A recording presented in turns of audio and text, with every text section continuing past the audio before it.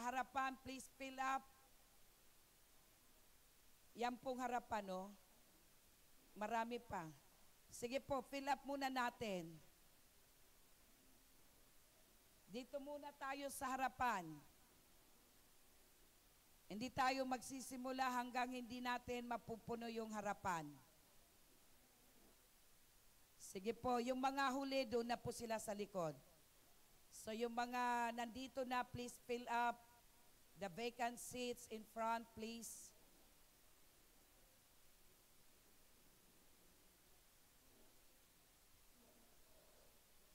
Praise God! Alam niyo po, natutuwa po ako dahil ang kukulay ng ating mga kasuutan. Tama po ba? Sana po araw-araw ay Pasko. At dapat lang, araw-araw ay Pasko. Sige po, fill up natin. Hindi pwedeng hindi ma-fill upan. Hindi tayo magsisimula. Praise God. Yung nandoon po sa sa labas, please, pasok na po kayo. Yun lang pong ushers ang nandoon.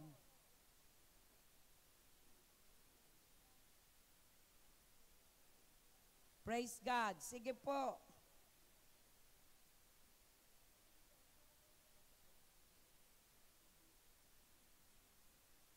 Okay, so sige po. At kung maaari, wala muna tayong cellphone. Itabi ang mga cellphone. Kung gusto natin mag-take down notes, mayroon po tayong PowerPoint.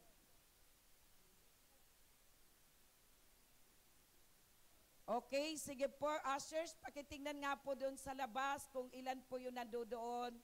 Dapat ushers lang yung nandoon. Praise God.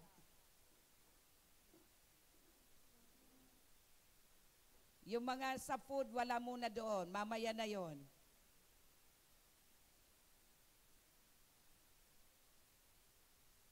Praise be to our God. Hallelujah. Sige po. Sige po, tayo po ay mag-settle down.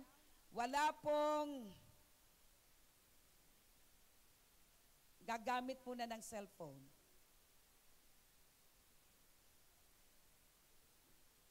Okay, sige po.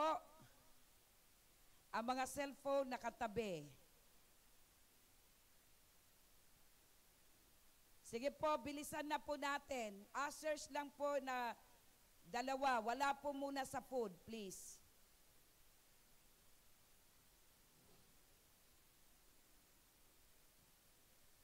Okay, sige po. Fill up po natin.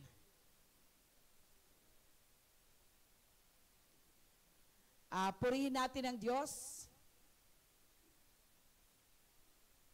Okay na po. So, iwasan muna natin yung mga unnecessary na mga pagkilos. Ito po yung ating pamaskong handog sa ating Diyos. Tama po ba? So, kung mayroon tayong bibigyan ng regalo, ibigay natin sa Diyos. At ang iyo pong presensya ngayon, yung mga tainga na nakikinig, yung puso na nakatuon sa mga salita ng Diyos, yan po yung irigalo natin sa Panginoon. Okay? Sige po, magandang umaga sa bawat isa, lalong-lalo na po sa ating Panginoon. And now, let us give a big hand to our God. Bawal po makipag-usap. Just listen. Okay po ba? Sige po, purihin natin ang Diyos at minsan pa lahat tayo ay tumayo. At basahin po natin ang kanyang salita. Sabay-sabay po natin basahin yung teksto sa umagang ito. Okay, sige po, basahin natin. Ito po yung teksto ng ating pag-aaralan. In the book of John, chapter 3, verse 16. Ready, get set, go. Let us read the word of God. For God loved the world in this way. He gave His one and only Son, so that everyone who believes in Him will not perish, but have eternal life. Mayroon pang isa. Isaiah 9, verse 6. 1, 2, 3, go. For a child will be born for us, a son will be given to us, and the government will be on his shoulders. He will be named Wonderful Counselor, Mighty God, Eternal Father, Prince of Peace. Minsan pa, O Diyos Ama, sa amin pong pagtayo sa iyong mga salita, pinagtitiwalaan namin, Panginoong Sokristo, na ikaw ang salita. At sinabi mo, Panginoong Sokristo, sinabi niyo po, the Spirit gives life, the flesh profiteth nothing, the words that I speak to you, they are spirit and life. Let thy spirit and let thy life now greatly manifest in the hearts, in the minds, in the souls, in the lives of your children. Maraming salamat, O Diyos. We believe, Jesus, you are the Word of God. Maraming salamat sa mga salita mong ito. And we ask you, Holy Spirit, be our preacher. Holy Spirit, use only the mouth of your servant, Lord, to speak your word. But the real preacher is you, Spirit of the living God. Thank you so much. Lord, guide my lips, guide my tongue, that I will not speak anything, any word, that is not in accordance with your will. Be glorified, be magnified, and let the covering of the blood of the Lamb, Jesus Christ, be upon us all. In Jesus Christ's mighty name, this we pray and give thanks. Everyone will shout and say, Amen and Amen. Palakpakan natin ating Diyos. Malakas na palakpak sa ating Diyos. Sige po! Isa pang malakas na palakpak sa ating Diyos na buhay. And we will be seated now. Makakaupo na po bawat isa. Praise God. So purihin natin ang ating Diyos. Napakabuti ng ating Panginoon. Magandang umaga sa bawat isa sa atin. Gusto ko lang po ipaalam sa atin na ito pong December, this is not really the birth month of our Lord Jesus Christ. Hindi talaga ito ang buwan ng kapanganakan ng ating Panginoong Sokristo. But what is important, we recognize that our Lord Jesus Christ was born for us to be redeemed. Ang mahalaga, atin pong kinikilala na si Jesucristo ay minsan isinilang para ikaw at ako tubusin sa lahat ng uri ng ating mga pagkakasala. At ganun din po, tubusin sa lahat ng uri ng ating mga kasakitan at karamdaman. Kaya po, malakas na palakpak para sa ating Diyos na buhay. Glory to God. Hallelujah. Okay, so this time, may I request each one to please behave, acknowledge the Word of God, because Jesus Christ is the Word of God. So atin na pong nabasa ang ating teksto sa umagang ito. Ngayon, marami po ang nagsiselebrate ng kapanganakan ni Jesus Christ without understanding.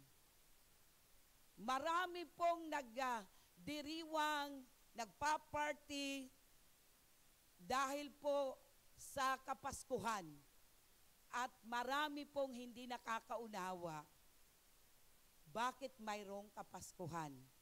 Ano po ba talaga ang intensyon ng Kapaskuhan? So ngayong umagang ito, ang ating pong teksto, ito po ay pinamagatan, the greatest gift. So the greatest gift. Bakit here and obey anak yan? So yung ating pong title sa ating pag-aaralan, yung pinakadakilang regalo. So tayo po kaya pagkapaskuhan, marami sa atin ang nagbibigay ng mga regalo. na sabi nga po sa atin, nung nakaraan po nating lesson, it's not the material gift, yung kahulugan ng Pasko. Dapat makilala natin at maunawaan natin ano po ba yung pinakadakilang regalo sa Pasko. Bakit po mayroon pong Pasko? So sa umagang ito, bibigyan natin ng mga diin. Yung pong sinasabing the greatest gift. Ano po ba ang regalo na ito na pinakadakilang regalo, pinakamahalagang regalo sa ating mga buhay? Kaya po sa ating teksto na binasa, doon natin ito pagbubulay-bulayan. Atin po itong hahalukayin, aalamin yung ano po ba itong dakilang regalo. So una sa lahat, bakit po natin tinatawag? Sige nga po, marami po tayo ngayon, ang pag-aaral natin is in the form of questions, mga katanungan.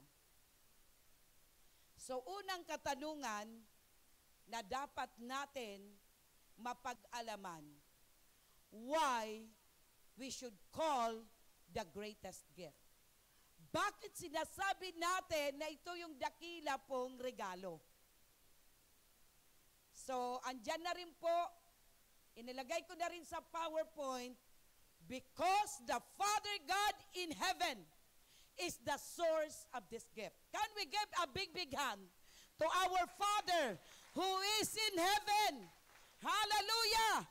Naririnig niya tayo at nakikita niya tayo. Can we give a big hand sa ating Diyos Ama? Oh, hallelujah! Siya yung dahilan. Bakit may Kapaskuhan? Oh, glory to God. Bagamat sinasabi po ng iba, this is pagan practice. Pagano po na pagsiselebrate. Pero sa atin, what is important? Kinikilala natin na mayroong Diyos Ama na nagmamahal sa atin, na siya ang pinagmulan ng dakilang regalo na ito sa bawat isa sa atin. So, yun po yung sinasabi niya sa John 3:16.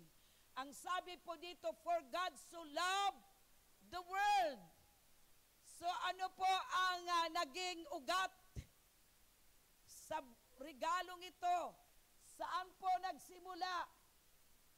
Dahil sa pag-ibig ng Diyos. Sino po ba ang nagmamahal? Yung Diyos Ama. Kaya kung kulang kayo ng pagmamahal sa iyong kapwa-tao, lalong-lalo na sa Diyos, kanino natin hingiin? Sa Diyos Ama. Nanalangin na ba kayo na sabi nyo, Diyos Ama, pahingi po ng pagmamahal? Sa totoo lang. Sino bang humingi? Diyos Ama. Talagang in-address nyo, Diyos Ama, kasi po kayo ang source ng pag-ibig. Pahingi po ng pag-ibig para itong kaaway ko na kinaiinisan ko, matutunan kong mahalin. At lalong-lalo na po ako. Sino po talaga ang humingi na sa Diyos Ama? Itaas ang kamay. Oh, praise the Lord.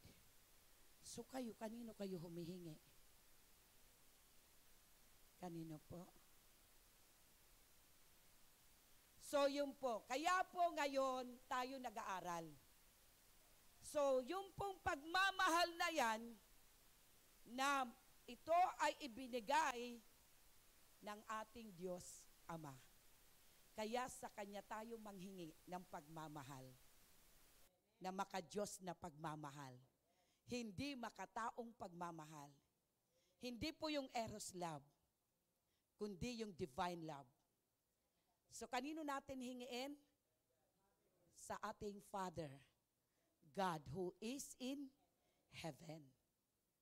So yun po, kaya magmula ngayon, alam ko po, na kaya pala kayo, hindi natin nararanasan yung pag-ibig na ito kasi hindi kayo humihingi. Ano ang principle ng Panginoon? Sabi niya, ask and it will be given you. So kanino natin hihingiin? Kaya palagi sinasabi ni Jesus, ganito kayo manalangin, Our Father who is in heaven. Kaya sabihin natin, oh Diyos Ama, natutunan ko, ikaw pala po ang source ng pag-ibig. Kaya pahingi po ng pag-ibig kasi wala ako niyan. Kung mayroon man ako kulang, kaya naman ang bilis ko mainis. Kaya naman ang bilis ko magalit. At kaya naman hindi ako nakakapagpatawad ng daglian. Kaya po natin, hindi nararanasan na mabilis kang magpatawad. Lahat tayo ay mabilis tayong mainis. Lahat tayo mabilis magalit. Pero dapat din, lahat tayo mabilis magpatawad. Tama po ba? Kasi kapag mabilis tayo magpatawad, lahat ng yan, inis galit, matatabunan yan. Amin po ba? Palakpakan natin ang ating Diyos na buhay. So ngayon, alam na po natin kung kanino tayo hihingi ng pag-ibig. So sa Diyos Ama. Kasi yun po yung sinabi ng Biblia, for God so loved the world that He gave. Ito po yung expression niya ng pag-ibig, ibinigay niya yung bugtong na anak. Pag sinabing bugtong na anak, kaisa-isang anak. Tayo, ano ba tayo? Aba tayo po ay binigyan lang tayo ng karapatan. Tao ay binigyan lang ng karapatan maging anak. Ang isa na po yung bugtong na anak niya, si Jesus Christ. Wala nang iba. Kaya po yung sinasabi sa kanyang salita, that whosoever believeth in Him should not perish. Hindi tayo mapapahamak, hindi tayo mapapariwara. Bagkus, magkakaroon tayo ng everlasting life or eternal life. So yun po yung dapat natin maintindihan. So what is this gift? Ano po ba yung greatest gift? Yung kanyang begotten Son or only eternal Son of God. Kapag sinasabi natin na eternal, kapag sinasabi natin na eternal Son, kaya mayroon tayong eternal life. Diba? Sabi niya, whosoever believeth in Him shall not perish, but have eternal life or everlasting life. So ngayon, atin pong talakayin, ano ba yung sinasabi niya na, sabi niya kasi, whosoever believes in Him, mayroon daw eternal life. So what's in His Son? Ano po ang mayroon sa kanyang bugtong na anak? Mayroon tayong eternal life. Kapag sinasabing eternal life, ano po ito? Pag sinasabi buhay na walang hanggan, ano bang ibig sabihin ng buhay na walang hanggan? Ang ibig sabihin ng buhay na walang hanggan, it is God's life embodied na nakapaloob in Jesus Christ. Kumbaga, ito po ay buhay ng Diyos na napakaloob kay Jesus Christ. Yung buhay ng Diyos ay doon po na ilagak kay Jesucristo. At kapag ito ay pinanampalatayanan natin, pinagtiwalaan natin, yan ang sinasabi na mayroon ikaw at ako buhay na walang hanggan. So ano pa ito pong nandyan sa Kanya? Paano pang ibig sabihin ng eternal life? It is to be with Christ for eternity. Na kahit po mamatay tayo yung katawang lupa na ito, tayo po ay makakapiling ni Kristo ng pangwalang hanggan. Amen? Sinong excited? Sinong excited na makapiling na ng Panginoong Jesucristo? Okay, so ang daming excited. So kung tayo po ay excited na, handa na ba kayo na either dumating si Jesus Christ o dumating na po yung wakas ng ating buhay? Dapat handa na tayo. Amen. Alin man ang mauna. Kasi what is important, we will be with our Lord Jesus Christ for eternity. Magpasawalang hanggan. Amen. At ano pa po yung sinasabing eternal life? It is a guarantee that will forever be with Him. Ito po ay garantiya na magpasawalang hanggan sumasa Kanya tayo. Kanino? Kay Jesus Christ. Assured tayo na kapag mayroon ka, nanampalataya ka sa pag-ibig ng Diyos Ama, ngayon ginawa mo, tinanggap mo sa Yesu Kristo, pinanampalatayanan mo, pinagtiwalaan mo, ano pong sabi? Dahil sa kay Yesu Kristo mayroong eternal life, dahil po naniwala ka sa Kanya, so ano pong mangyayari? May garantiya ito. May guarantee na ano? We will be forever with our Lord Jesus Christ. Sino excited that we will be forever with our Lord Jesus Christ? Let us give a big, big hand to our God. At doon, there's no death.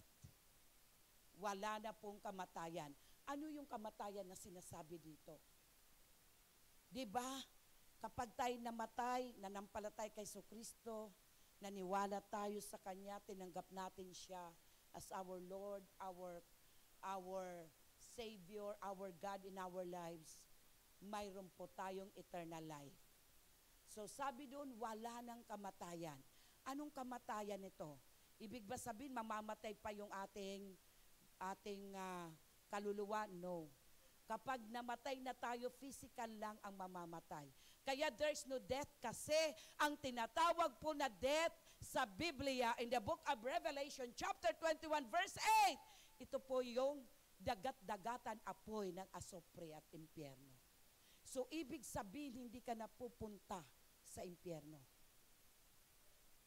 There's no death. Walang puwang na mapunta ka sa impyerno. So, magpasawalang hanggan, wala ka na doon. Ano pa? There's no sickness. Hindi ka na magkakasakit. Yung iba, nagkakasakit, spiritual. Tandaan nyo po yan, pag nagkasakit tayo spiritual, dumadalo yan sa physical. Kaya minsan napapansin nyo, wala, parang okay ka naman, pero ang hina-hina mo. Sabi mo, ang hina ng katawan mo, kasi mayroon kang sakit spiritual. So dito, sa eternal life, there's no more sickness. Whatsoever sickness. Wala nang kasakitan, wala nang karamdaman. No evil, wala nang kasamaan. And no sin. Wala nang kasalanan. So yun po yung eternal life. Yun ang dapat pinaniniwalaan natin. So ito po yung greatest gift na ibinigay ng ating Diyos Ama through our Lord Jesus Christ. Na dapat hindi lamang natin ito pinaniniwalaan at dapat hindi lamang ito natin naririnig tuwing Kapaskuhan. Paniwalaan natin na bawat araw na nabubuhay tayo, hindi ka napapunta sa impyerno. Dahil ikaw po, you will be forever with our Lord Jesus Christ for eternity. Magpasawalang hanggan. Aba, pag alam po natin na ikaw ay na kay Kristo Jesus, magpasawalang hanggan, aayos ba yung ating mga pagkilos? Aayos ba yung ating pag-iisip? Aayos ba yung ating mga puso? Of course, yes. So, yun po ang mangyayari. Okay? So, letter B. Punta na tayo sa letter B. What's in His Son? Ano po ba yung nandito sa kanyang bugtong na anak? Ang sabi po sa Isaiah 9 verse 6, sabi niya, for unto us a child is born, unto us a son is given, and the government shall be upon His shoulder. So the government, pag sinabi nating government, ang ating dapat na uunawaan, may authority. So yung otoridad, yung government, yung authority ay nakay Kristo Jesus. Kaya mahalaga ba si Kristo Jesus? Napakahalaga niya. At siya rin po ay tinatawag na ano po? And shall be called, una,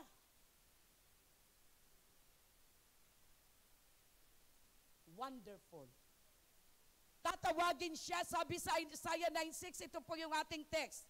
Kaya po greatest gift ito. Bakit? Siya po si Jesus Christ. Ano ang mayroon kay Jesus Christ? Iisa-isahin na po natin according to Isaiah 9:6. Na ano ang sabi diyan? He is wonderful.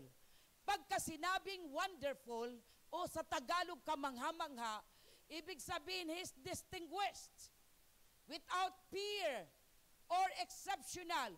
Pag sinabi po natin without peer, ito po ay ibig sabihin walang kapantay. Walang kapantay. Ganun po ang Panginoong Hesukristo ngayon na ipinagdiriwang natin. Ito pong kaarawan niya kahit na hindi talaga ito yung buwan ng ito po yung, hindi po talaga buwan ng December kasi ang mga shepherds nasa labas. Dahil kung hindi po ito, kung malamig, dapat nandun sila sa loob. Ang December malamig. So kaya hindi talaga December. Pero what is important, inalaw ni Lord na ating i-celebrate. So ano po yung nandyan sa kanyang pangalan?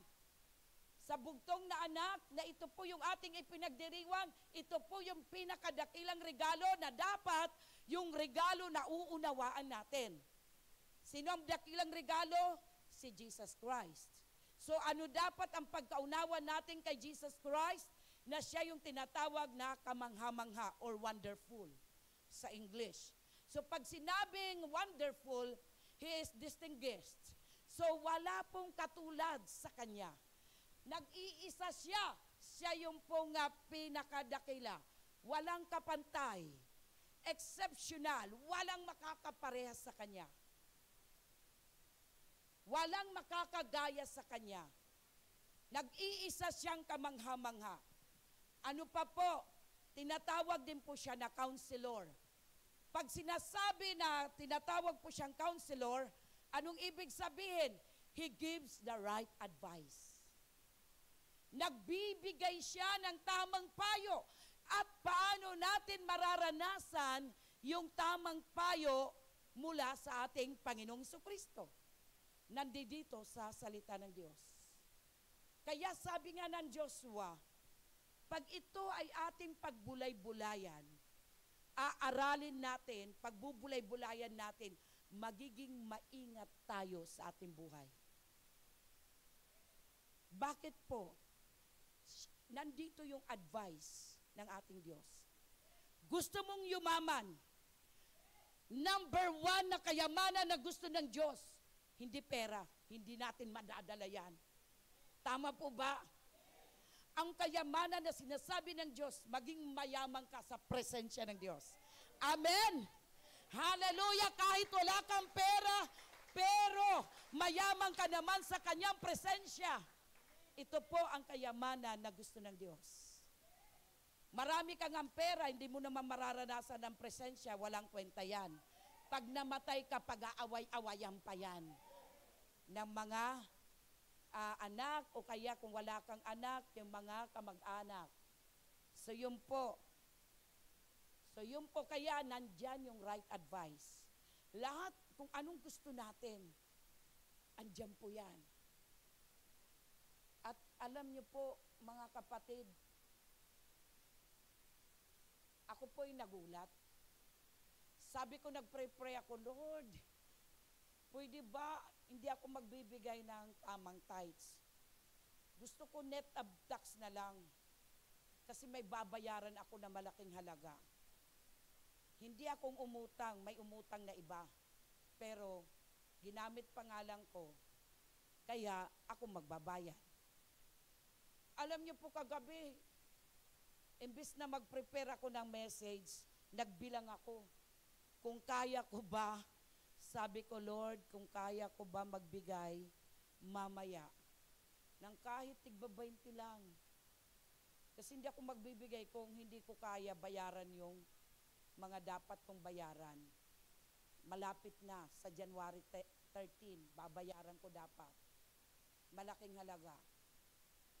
Tapos, alam niyo po, bilang ako ng bilang, laking gulat ko, sabi ng Lord, hindi ka pa natuto. Ilang beses ka na nakaranas na kailanman ang pangsalita ko, sabi ko, hindi kita pababayaan at hindi kita iiwanan. So napuyat ako dahil nagbilang ako ng pambayad. Ikulang naman.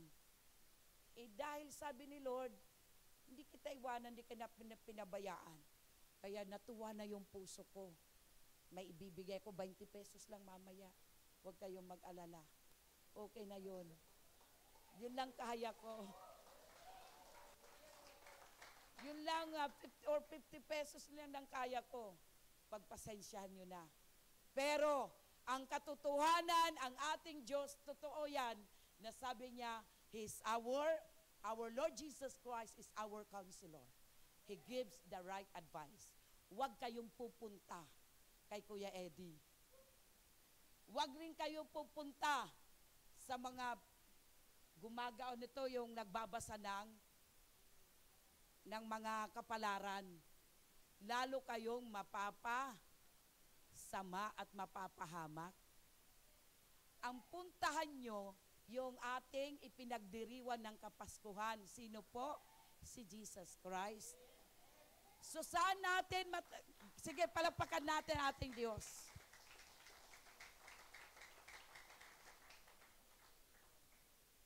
So saan natin makikita ang mga advices ni Jesus Christ? Nandito po sa salita ng Diyos. Kaya nandito po, talaga yun po yung salita niya. Okay, so ano pa po? What is in His Son? Sa Isaiah 9:6, sabi po, the mighty God, na ibig sabihin, Jesus Christ is God Himself. Si Jesus Christ ay Diyos talaga. Hindi siya ordinaryong tao, nagkatawang tao siya. Siya ay Diyos na nagkatawang tao. So ulitin ko po, bawal makipag-usap. Tatahimik ako dito pag may nakita ko nakikipag-usap. Kasi sayang naman yung effort, salita ng Diyos yan. Let us honor the Word of God because Jesus Christ is the Word of God. Amen? Kung hindi lang si Jesucristo ay Diyos, sige magsalita kayo. Siya yung salita. Siya ay Diyos. Ngayon pinag-aaralan natin that Jesus Christ, siya po ay tinatawag the mighty God. Ano pong ibig sabihin ng mighty God? He is God Himself. He is the all-powerful God. Siya ang makapangyarihang Diyos. Kaya nakikita niya kung sino po yung attentive. Naririnig niya tayo. Ano pa? He is everlasting Father. Anong ibig sabihin dito? Si Jesus Christ ba? Iba pa, siya pa rin ba yung Diyos Ama? No! Mayroon talagang Diyos Ama. Mayroon pong Jesus Christ at mayroong Holy Spirit. Tatlong persona sa iisang Diyos. So sinasabi natin, everlasting Father, kasi siya po yung mamamahala bilang tatay. Pagdating ng araw na dumating si Jesus Christ, dapat ang tatay siya talaga namamahala sa tahanan din. Kaya ang mga tatay dapat responsable sa tahanan. Ang mga tatay, sila yung unang nakikitaan na naglilinis ng bahay. At katuwang lang ang nanay. Hindi talaga yung nanay. Katuwang lang.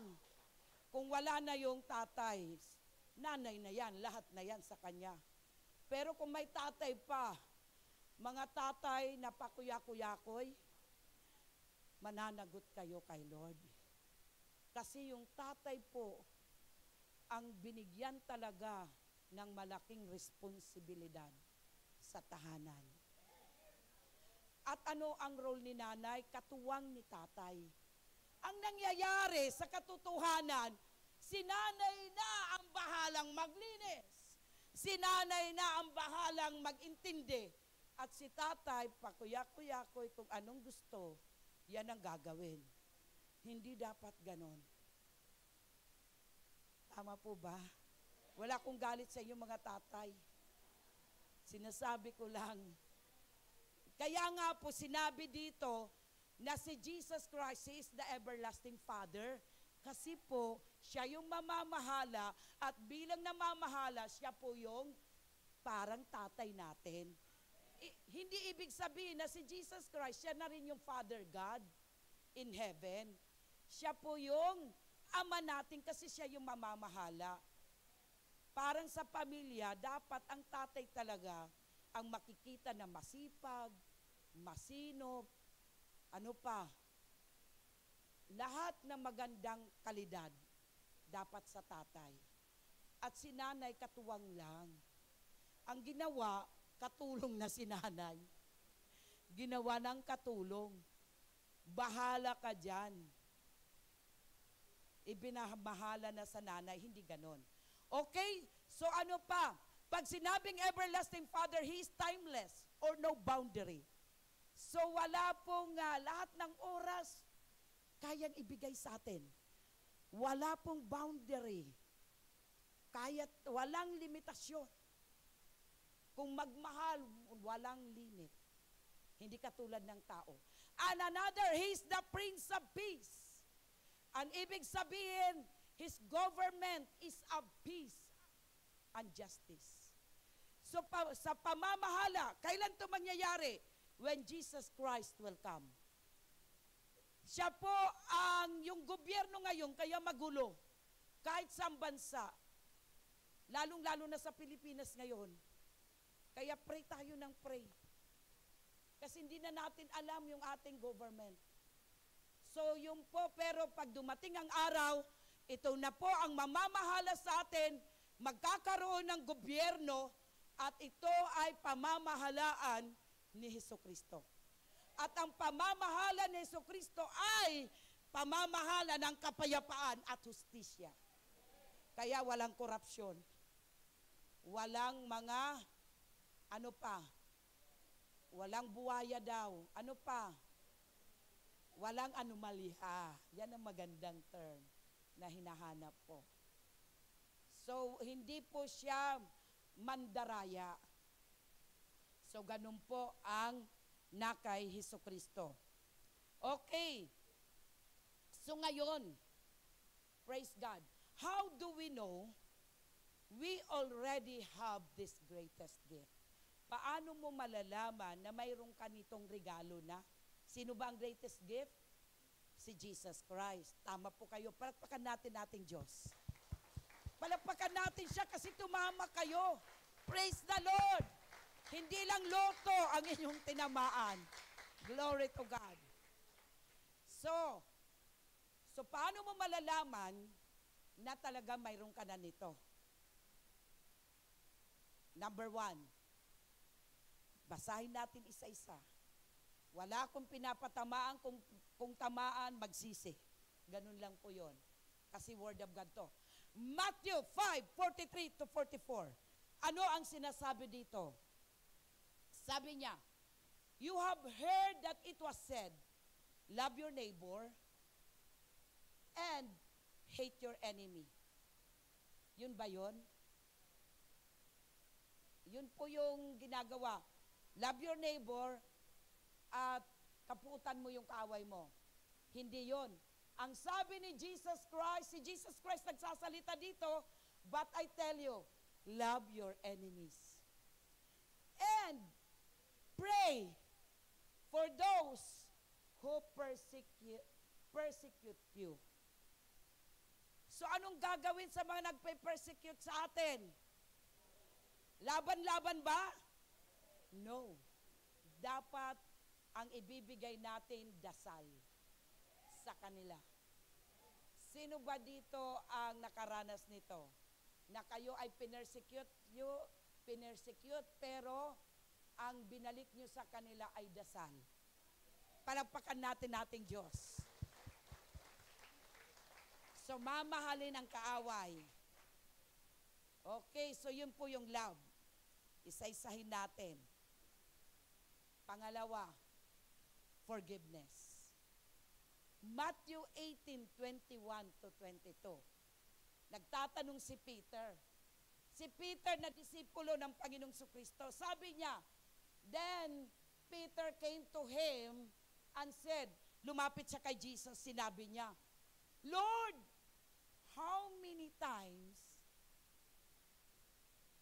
could my brother sin against me and I forgive him? Ilang beses ba itong kapatid ko na ito na magkakasala sa akin? Ano ang sagot ni Jesus Christ?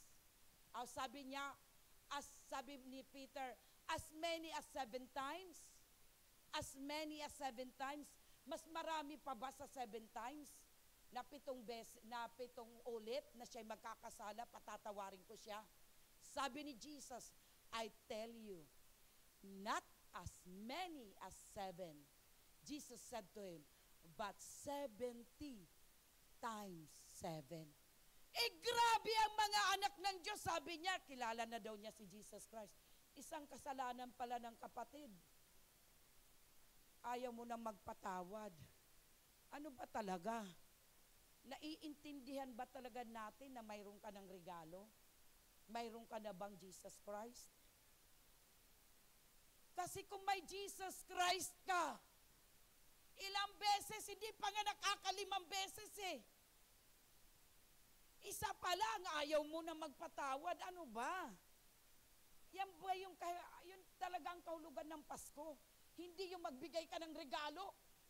Yung character natin. So makakailang beses? 70 times 7. Ilan yun? 490. O yung ano mo, kinapuputan mo, nakailang beses na ba nagkasala sa'yo? Isa pa lang. 2 pa lang. 3 pa lang. Hindi pa nga umabot 100. Pagkatapos ayaw mo na magpatawad. Ano ba yan? Nandyan na ba talaga yung regalo ng Kapaskuhan na binigay sa iyo ng Diyos Ama?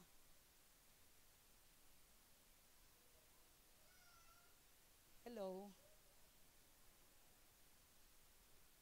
Tayo para bang, kung ang Diyos nga sabi natin, yan, mayroon na tayong Jesus Christ. Pero, ayan na, magkakaalaman na talaga tayo. Kung may Jesus Christ ka, yung tao na kinaiinisan mo, yung tao na ayaw mong patawarin, bilangin mo, ilang beses na nagkasala sa iyo. Naka 490 na ba siya na pagkakasala sa iyo? Ikaw kaya, tayo kaya, ilang beses na tayo nagkasala sa Diyos? Lampas pa, sabi mo 4,000 na. Pero pinapatawad tayo ng Diyos. Anong sabi ng Diyos? Maliwanag, sabi niya sa Matthew 6:14-15, kung hindi ka magpapatawad, di ka patatawarin ng Ama. Kung di ka patatawarin ng Ama, paano ka matututo magmahal? Isa kanya nang gagaling ang pagmamahal. Amin po ba? Hindi ako galit. Pero nanggagalaiti lang ako. Praise God. Para ito sa atin, ito dapat yung Kapaskuhan, yan ang ibibigay natin. Una sa Diyos at doon sa mga tao, kahit wala kang regalong material, kahit walang 20-20 yan mamaya. Basta, matuto tayong magpatawad. Bilangin nyo yung kinaiinisan nyo. Nakailang beses ka na, sabi mo isa, nakaisa ka na, pangalawa na, pangatlo na. Sabi ni Jesus, 70 times 7. O sasabihin mo, naka 70 times ka na. 70 ka na. I-times 7 mo na. 490. Buhay ka pa kaya nun? May karapatan pa ba tayo hindi magpatawad? Kaya mamaya, lalapitan natin yung mga tao na atin pong kinasasamaan ng loob. Sabihin mo sa kanya, alam mo, pasensya ka na, nagsumamang loob ko sa'yo. Huwag ka na magrason, sabihin, basta alam niya sa mamamang loob, pero ngayon patawarin mo ako. Ganun lang ang gagawin natin. Ganun lang kasimple. Amin po ba? Yan ang regalo natin. Kasi yun po ang sinabi ni Jesus Christ. Paano mo malalaman kung mayroong ka talagang regalo na dakilang regalo mula sa Diyos? Amin po ba? Pag nagawa natin ito, mga kapatid, magugulat kayo. Pag nakakita sa inyo, sasabihin sa iyo, ba't parang di ka tumatanda? Parang ang ganda-ganda mo pa rin. Parang ang gwapo-gwapo mo pa rin. Pero yung mga hindi nagpapatawad, sabihin sa'yo, anong problema? May sakit ka ba? Oo, may sakit talaga ang hindi nagpapatawad. Alam mo, nakakatuwang, Lord. Yun po yung sabi niya, ilang beses tayo magpapatawad? 70 times 7. So, ilan lahat? 490. Naniniwala ko, bago magkasala yung kinaiinisan mo ng 490 times, wala ka na. Wala na tayo. Tama po ba? Yun po yung Pasko. Yan ang ibig sabihin ng regalo, dakilang regalo. Kaya ngayon, isipin nyo yung mga tao na kinapupuutan nyo. At ngayon, ang gusto ni Lord, malaman mo na yung dakilang regalo niya, dapat ikaw ay mapagpatawad. Kasi siya po ay mapagpatawad na Diyos. Amen? Palagpakan natin ating Diyos. Glory to God. Hallelujah. Pangatlo, works may kasamang gawa. Ano po ang sabi ng salita ng Diyos? Sa Galatians 6:9. So, sabi niya dyan, we must not get tired of doing good. Wag daw mapagod sa paggawa ng mabuti. Sino dito na papagod sa paggawa ng mabuti? Aba, kahapon napagod ako. Galing sa palengke. At pagkatapos, mayroon akong sinasabihan lang na, huwag ka na dito sa bahay kasi may bisita. Gusto niya sa bahay, sabi ko, marami pupunta pa ako, marami pang pupuntahan, marami pang gagawin. Biro mo, nagsalita sa akin, di maganda. Sa tingin ko, hindi maganda, pagod ako. Nagsalita rin ako, tinasan ko rin ang boses. Pero pagkatapos noon, parang walang nangyari sa amin. Kasi kailangan mag-release ng patawad. Pwede ba, praise God, pwede ka ba mag-express ng iyong emotion? Pwede. Basta lang, hindi bababa sa puso at magkakaroon ka ng sama ng loob. Kailangan release ka agad ng patawad. Katulad yung pagod ako. Tapos hindi ako nag-express. Nasabi ko lang naman na, sabi ko, doon na lang sa SM, maraming kainan. So, hindi pwede doon sa bahay. Siyempre, pagluluto ko pa siya. Wala na nga kaming kasama sa bahay. Iintindihin ko pa. Ang dami ko pang gagawin. Tapos, yun. Pag sinabihan ka na hindi maganda, talaga po, kahit nandun yung mga kapatiran, nagsalita rin ako. Pero pag akyat ko sa taas, sabi ko, wag naman ganon. Ito lang naman ang sinasabi ko, dalhin mo na, doon na kayo magkita sa SM at marami doong kainan at hindi na iintindihin. So, nung nandun na sa SM, tinawagan na ako. Hello, nasan ka? Tapos buti na lang, di ko na rinig yung, di ko nabasa kasi sabi niya, doon ka na lang sa prestige magkape. Sabi nila, nasa Tim Hortons. Siyempre naman, di ko pa natitikman ng kape sa Tim Hortons. Di punta rin ako doon. Sabi ng bisita namin, gusto mo na ng kape? Gusto. So yung, nung natikman ko, sabi ko, ang sarap pala ng kape kaysa sa prestige. So yun po mga kapatid. Kaya po yung sinasabi po, pwede ba tayo mag-express ng emotion? Si Jesus Christ, nagalit din siya. Pero nag-release kagad ng patawad. Pwede po tayong mag-express ng emotions. Huwag ka lang mananakit. Magsalita ka lang. Magsalita ka lang ng tama. Huwag kang magmura. Sabihin mo lang kung ano yung gusto mong sabihin sa maayos. Pwede ba may mataas ang boses? Eh, syempre, di ba, minsan pag nag-express ka ng emotions, ini-express mo, minsan kasama yung taas ng boses. Pero, kaagad, humingi ng tawad sa Diyos at doon sa tao, kung kailangan. So, yun po, mga kapatid.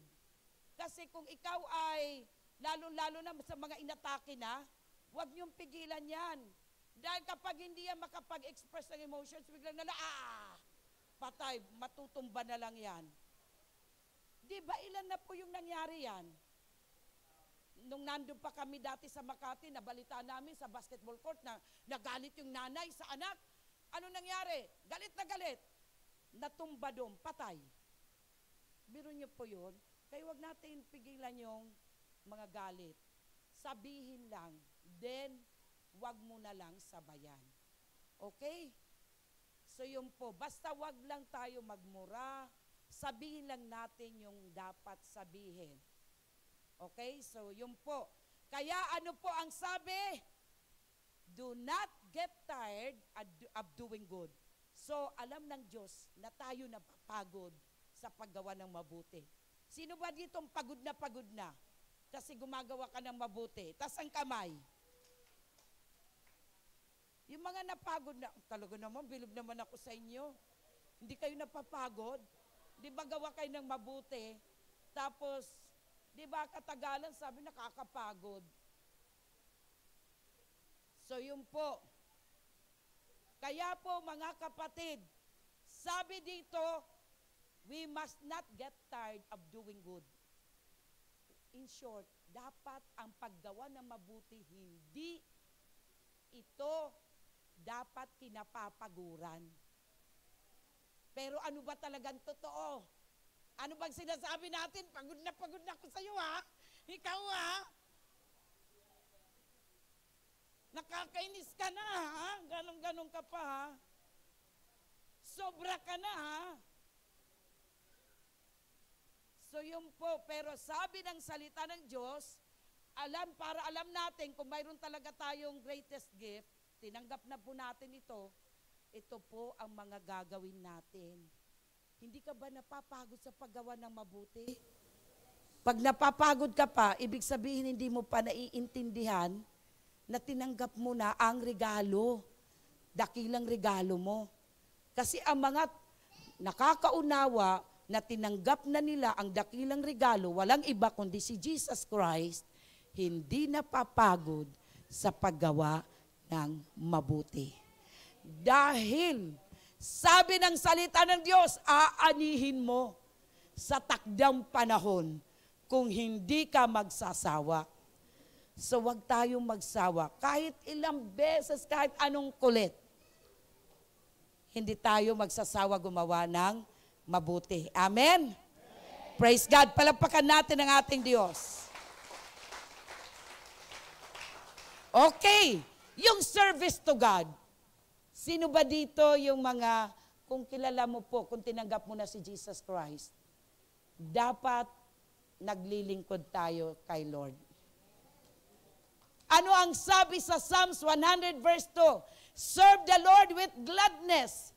Come before Him with joyful songs. Pero may mga naglilingkod na sabi, ano man naman yan, ayoko na maglingkod, nakakainis, nakakayamot. Ang sabi ng salita ng Diyos, pag tayo po ay naglilingkod, paglingkuran natin ng may kagalakan. At paglingkuran natin na masaya. Mag-aalay tayo ng mga masasayang awitin. Amin po ba? So ganun po ang paglilingkod sa Diyos. Hindi, we will not give up. Maglilingkod tayo na may kagalakan kahit na mahirap. Ano pa po ang sinabi sa ibang verses? So kung maglilingkod tayo sa Diyos, sabi sa Deuteronomy 10 verse 12, "And now Israel, what does the Lord your God ask for you? Ask of you, except to fear the Lord your God, by walking in all His ways." So dapat daw po tayo ating pong isasapamuhay yung kanyang mga naisin na pamumuhay natin. Ano pong sabi niya? To love Him, mamahalin siya, sasambahin natin siya, na ating Panginoon, ating Diyos, ng buong puso at buong kaluluwa. So paano ba natin mamahalin ang Diyos ng ating buong puso at buong kaluluwa? So mga kapatid, ito po ay una sa lahat, paano natin sila minamahal? Paano po maglilingkod tayo ng buong puso sa ating Diyos? Una, through prayer. Dapat nananalangin ka. Pangalawa, through giving. Dapat hindi ka kuripot. Dapat mapagbigay ka. Ano pa? Through faith. Dapat may pananampalataya ka. Ano pa? Through your role. Dapat ginagampanan natin ang mga gampanin bilang anak ng Diyos. Okay? So ano pa? Dapat ginagampanan natin yung mga pagkatawag sa atin ng Diyos. Ano ba ang pagkatawag sa atin ng Diyos? Tinawag tayo ng Diyos bilang mga lingkod.